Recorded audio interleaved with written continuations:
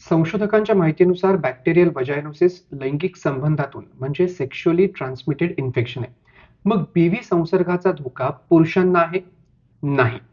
बीव्ही पुरुषांना होत नाही, पण पुरुष बीव्हीचे वाहक असू शकतात किंवा बीव्ही पसरवू शकतात असं म्हणा.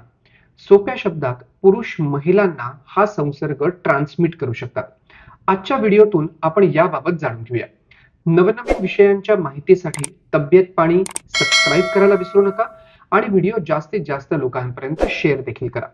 बीव्ही महिलांमध्ये बॅक्टेरियाच्या असंतुलनामुळे होतो. हेल्थलाईनच्या माहितीनुसार पुरुषांच्या लिंगावर बीव्ही बॅक्टेरिया नसतात, त्यामुळे पुरुषांना बीव्हीचा संसर्ग होत नाही. पण काही दिवसांपूर्वीच संशोधकांना बीव्ही सेक्शुअली ट्रान्समिटेड इन्फेक्शन असल्याचे पुरावे मिळाले.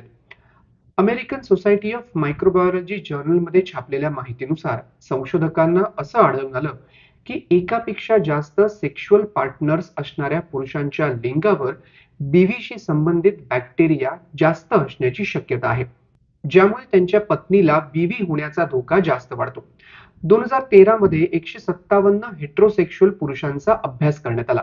तर हेल्थलाईनच्या माहितीनुसार संशोधकांना असं आढळलं की ज्या पुरुषांना नॉन गोनोकोकल युथेरायटिसचा इतिहास आहे, त्यांच्या लिंगावर बीव्ही निर्माण करणारे बॅक्टेरिया असण्याची शक्यता ही जास्त असते.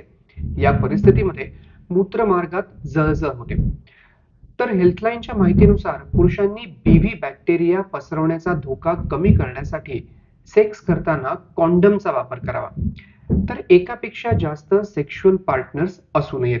लिंग आणि त्याभोवतीची जागा ही नेहमी स्वच्छ ठेवावी किंवा स्वच्छ करत राहावी. लूज किंवा हवा खेळती राहील अशा प्रकारची अंडरवेअर वापरावी. बीव्हीचा त्रास महिलांना जास्त होतो. पुरुषांना हा त्रास होत नसला तरी पुरुष बीव्ही स्प्रेड करू शकतात, ज्याचा त्रास आपली पत्नी किंवा आपल्या पार्टनरला होण्याची शक्यता आहे.